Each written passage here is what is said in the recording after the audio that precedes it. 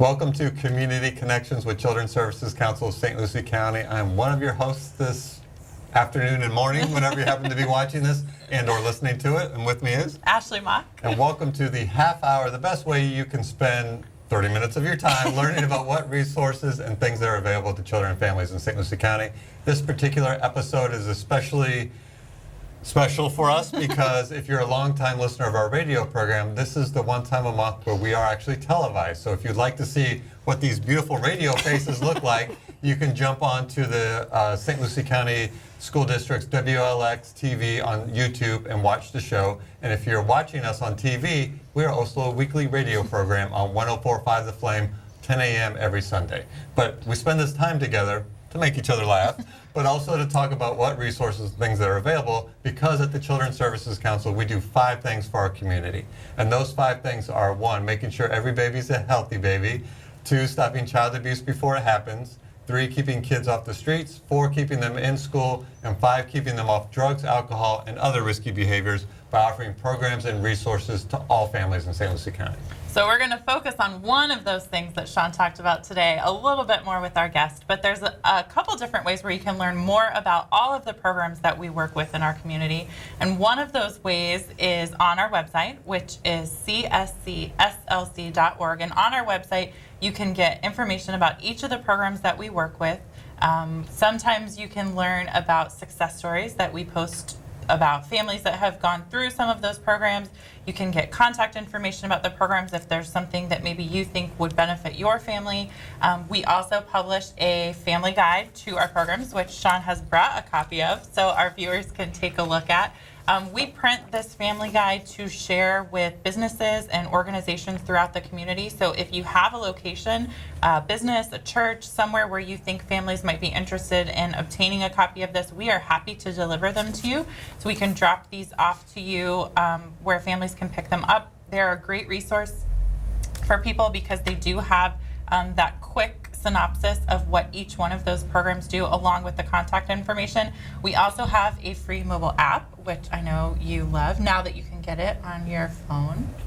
Sorry, Don't make fun of my phone. Not making fun of you, but the app is free for iPhone and Android users, and you can download the app by searching CSC or Children's Services Council in your app store. And again, gives you quick access to all of the programs in our directory, as well as mapping them. So specifically, we've been talking recently about summer programs. If you don't have somewhere for your child to go this summer, which is quickly approaching, you can identify where those summer programs are, the contact information for them. The app is a really quick, easy way to do that. And by all means, because school is almost out, we're actually talking about when is the last day of school. When is the last day of school?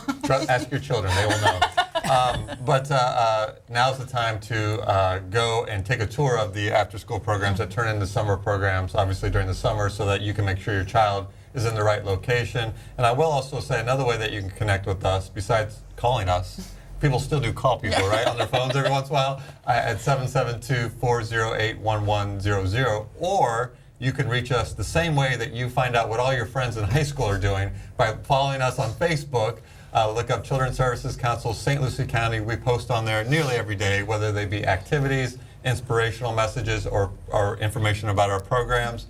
And we find that a lot of people connect with us. They send us messages asking us, they'll explain their situation, asking if we can help.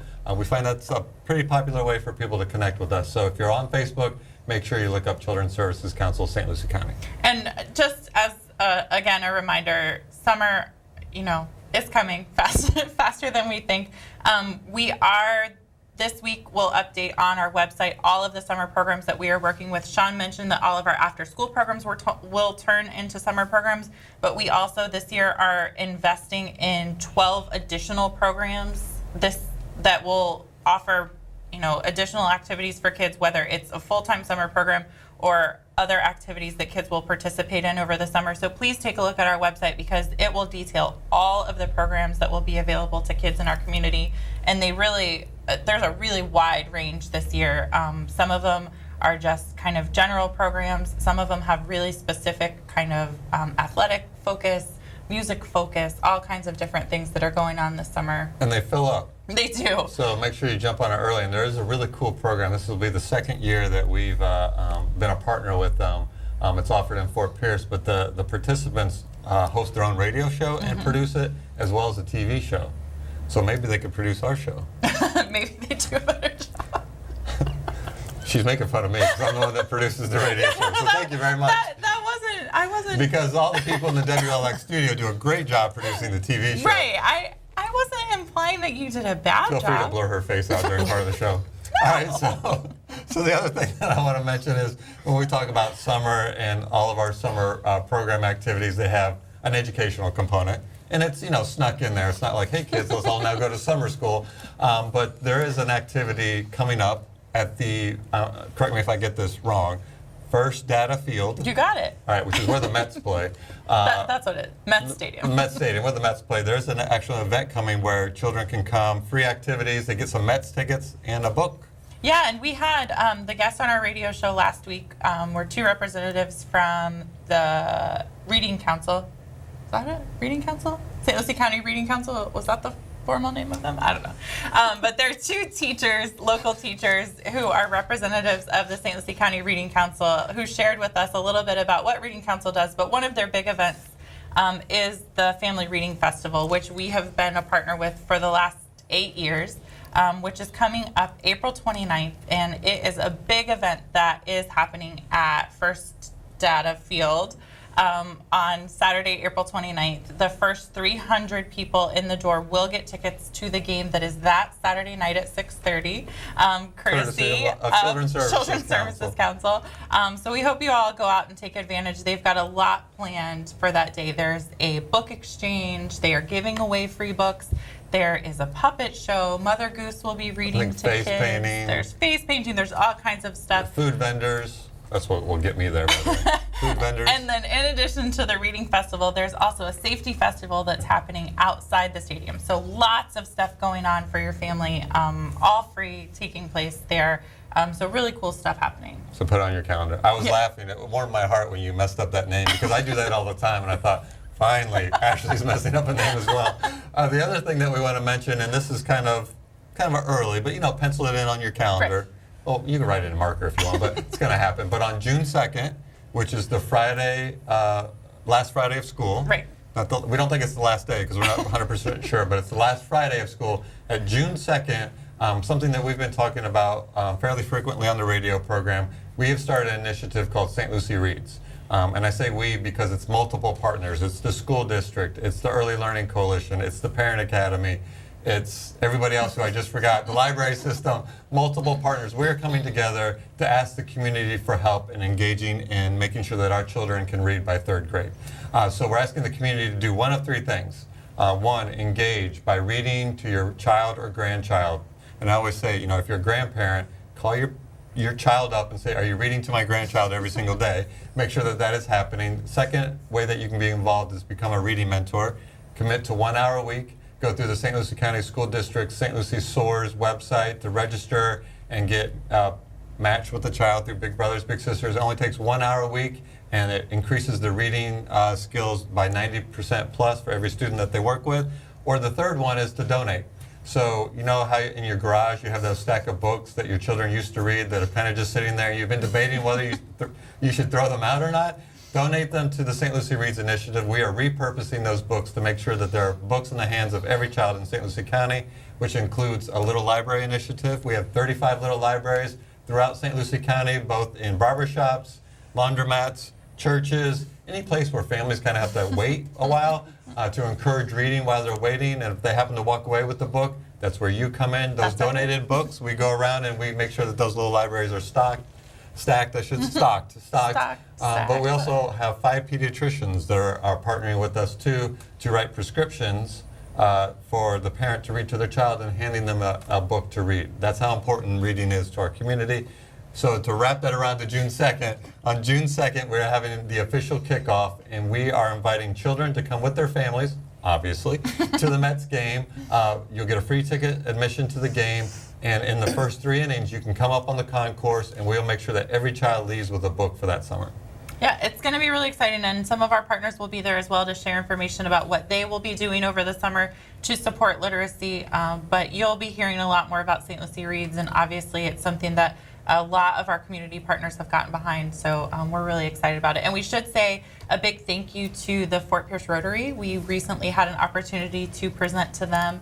And in the matter of a couple of weeks, they were able to encourage their members to do a book drive for us and raise, gosh, I don't know, probably 6 boxes of Easily. books we collected from them for our little library initiative, as well as $500 we were able to pick up for them. So a big thank you to Fort Pierce Rotary for doing that for us. We know there's a couple other organizations that are out there collecting books for us as well. So we're really excited about what St. Lucie Reads is doing right now. And I forgot how heavy books are when they're all gathered together as we moved all 6 boxes. But Yes.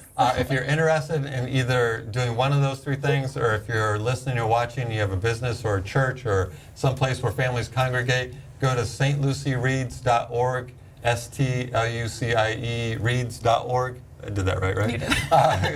Go to stluciereads.org. You can learn about all that information and find out how you can get involved. There's multiple ways to get involved that take a little bit of time or a lot of time, but if we all work together, we can make sure every child reads on 3rd grade level. Yep.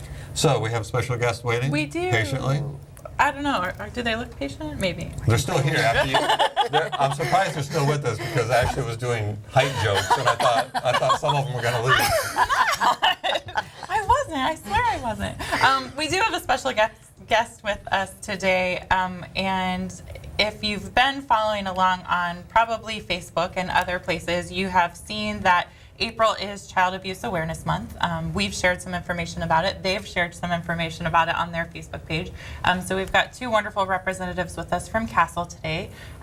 So they're going to share a little bit more with us about not only the programs that they're doing locally, but also some information with us about Child Abuse Awareness Month and what that means for us, both locally and on sort of kind of a global scale, if you will. So I don't know if you guys drew straws about who's going to talk first or where Well, we're going. her name starts with A, Oh. so we'll let her go first. I like that. I like that. We're all about the alphabet. I like I thought you were that. going to say you were going to go by height.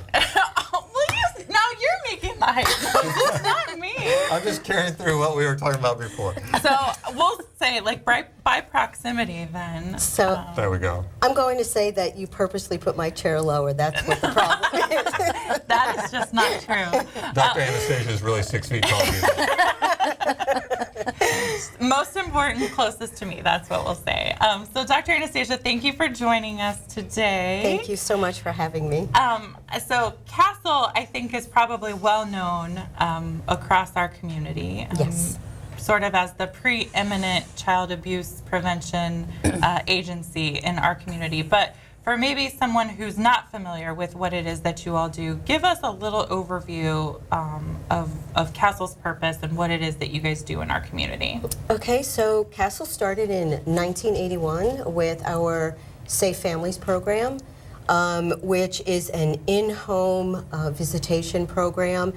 It is a minimum of 16 weeks, but we find that many clients need a little bit more time, a little bit more guidance. So we are usually with clients up to 1 year, really helping them to transition, learn a little bit more about positive parenting, positive discipline, helping them to oftentimes break that generation of maybe what they went through, what their parents went through, and so forth and so on. And then we have our less intensive program, which is Strengthening Families. It's where the actual families come together and learn how to eat as a family.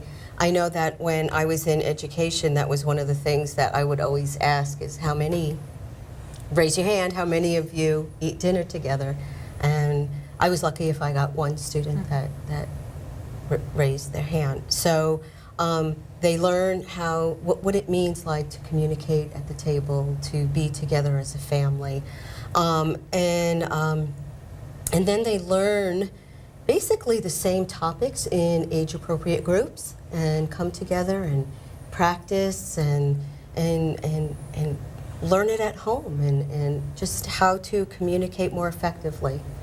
And then we have our High Hopes, which is in the elementary schools, and It's really working with kids who are experiencing some type of parental separation, whether it's divorce, military deployment, maybe incarceration, and they talk about their feelings in a collaborative peer group, learn that there are other kids like them, and learn how to express themselves in a more positive way, how to express themselves to their parents in saying, you know, don't put me in the middle and don't make it my problem. That's interesting. We've always talked about high hopes as being kids in the middle of divorce. I'd never really considered kids in military deployment as being part of that group, but that's a really important kind of population. Yes. Very much so. In fact, I would say for me, it's very personal because when my son was in the Army and he was deployed, and my granddaughter, he became kind of the computer dad, you know, and she would hug the computer or kiss the screen. And when he came home, you know, she looked at him. It's different. And you know, He's taller. yeah, you know, and like would look where's the computer? Where who? You know, how did this happen? And so it's nice to be able to have an outlet for kids to deal with that, because it is a struggle. You know, you said something before, and longtime listeners or viewers of the show know that in the past life, I used to do child abuse investigations many years ago in another state. And you know, child abuse was usually driven by domestic violence, substance abuse, or exactly what you said, which was bad parenting. And how many times have we all said, you know, you're saying something to your child and you're like, oh my gosh, I just said exactly what my mom or dad said to me. Well, you know, oftentimes, you know, I would investigate cases where, you know, a child was beaten, for example, with an extension cord. Now, and you'd speak to the father, and the father would be like, well, that's what my father did to me, and before. But if we provide proper parenting and discipline techniques, and we should say, and I want you to elaborate on this, it's not that you're coming in when you come into their home to judge them, or even that they're even going to abuse their child. It's really you become a parent advocate, but you instill parenting techniques that will last generations after you've come and gone.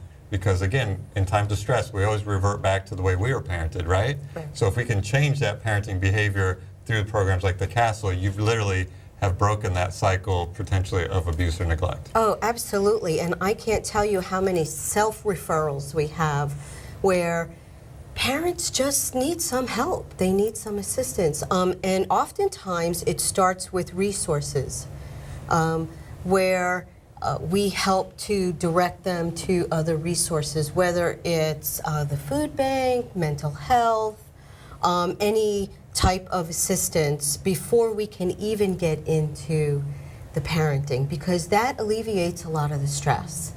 And then it's about teaching them just how to do it a little differently than how they grew up. And sometimes we have parents who have a teenager and say, I don't know what happened to my child, but my child has disappeared. and I need some help in learning how to function with a teenager. And you know, we've had the opportunity through the years, because you know, we've worked with the Castle for myself almost 20 years now, and speaking to families that have gone through the programs, they speak so highly of the relationship that they had with the Castle, and they're almost become part of the family.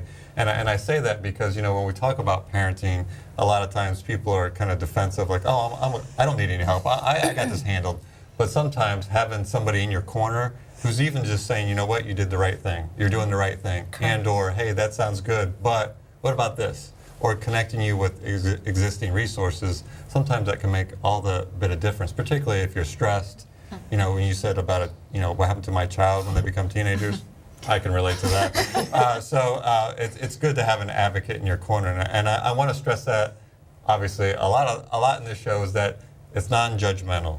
It's you are becoming an advocate for that family. Yes, absolutely. Well, we're on their side. You know, we really want to be able to put the tool belts the tools in the tool belt and the arrows in the quiver to give them everything they need to be a successful parent. We don't expect anybody to be perfect, but we're going to provide a lot of solutions that really help them along the way. And what really, we understand this because we know that 98% of the folks that engage in our programs go on to be successful parents, no further incidents of abuse or neglect. And we hear that all the time from these folks that engage and been in our programs. They still stay in touch with us years afterwards. Sometimes it's the first success that they've ever seen in their life, and it spurs them on to other successes, whether it's additional education, additional employment opportunities, all the things that really grow from that. So we're really proud of those numbers and proud of those families that put the effort in to really transform their home dynamic. And Sean's right, we've had, I think, multiple families, some who we've stayed in close contact with for many years, who have maybe participated in one program of yours and then sought out program after program after program to just continue learning as much as they could about becoming a better parent. So I think that really speaks highly of what you guys do and how closely you work with the families. Now, we mentioned at the beginning of the show that April is Child Abuse Awareness Month, and you guys have a lot going on. We do. I know the memory field is something that is really prominent in our communities and around. I don't know, Rhonda, if you want to mention a little bit about the memory field and what that means. Well, we've been doing annually, we do the memory field typically every spring and in conjunction with Child Abuse Awareness Month. And they're white flags with blue ribbons that represent each child that was lost in Florida during the past year due to child abuse and neglect. This year there's 101 flags, way too many. Sadly, 5 of those children were on the Treasure Coast, and they've traveled around the region at St. Lucie County Fair. They go all through sometimes and stay at a business for a week. But we really want to create the awareness, this is a terrible situation, but it can be prevented, and that we have the solutions. So we bring that out. We have dedication ceremonies. We've memorialized over 2,000 children in the last 10 years, and that's an astonishing number, and we want that to stop. Yeah, absolutely. And, you know, is the memory field still going on? It actually is. We are doing a dedication ceremony in Sebastian on the 20th of April. So I know our viewing area may not be in Sebastian, but I know our radio show goes up to there. If you have a chance to go through the memory field, or if you see it come next year into St. Lucie County, while it sounds very sobering, and in fact it is very sobering, it is actually to walk through the field and see the flags, because each flag has the age and the name and the name of the child, and it's heartbreaking. I mean, to be honest with you, because the age ranges from you know 2 months to 16 years of age and everything in between. And to think about young lives that were taken for no fault of their own, because, like you said, something that is preventable, and something that maybe we don't talk about as much in this in the world, I should say. And asking for help is sometimes the hardest thing to do, but we do have solutions here in the Treasure Coast in St. Lucie County through the castle, which all leads me up to something that we normally do fairly frequently in the show. You know what I'm getting ready to say is, if somebody is watching and listening, and maybe they are struggling with a teenager, or maybe they just have a little bit of a heightened stress in their family right now, and they do want some help, what is the number to call? And when they call, what should they expect to be able to to talk about? They can call 772-465-6011. They can talk about, ask what are some of our programs, and anybody at Castle is aware of all of the programs and will be able to point them in the right direction. Sometimes we have some families that need a little bit more of intensive care, intensive support, and then that would be our safe families. And then we have some families that just need to come together as an entire family with other families to just work on changing the family dynamics. Okay. And again, that number is 465-6011, and I get to do this. It's actually on the bottom of the screen. But by all means, call and stress again. If you're hesitant to call, just make the call. They're great staff. Clearly, you can see that right here. but it never hurts to get more information and more tools in your tool belt, if you will, because parenting is hard. If you ever run into somebody and they say they've got parenting down 100%, they are lying to you. Because parenting is a challenge every single day. And that's not a bad thing. It's a challenge every single day, but why not get more help and get more assistance and have somebody in your corner by working with the Castle at 465-6011. And we should say that these programs, for the most part, are free to the community. Correct. So we remove that obstacle of, having to pay. And it's partly because of partnerships with the Children's Services Council, obviously. Absolutely. But you also do events throughout the year. We do events throughout the year. We're famous for our Holiday Magic Gala that kicks off the season of giving and the holiday time. But we're getting ready to do another event called a Celebration in the Vineyard at Summer Crush Vineyard and Winery on June 3rd from 4 to 8 p.m.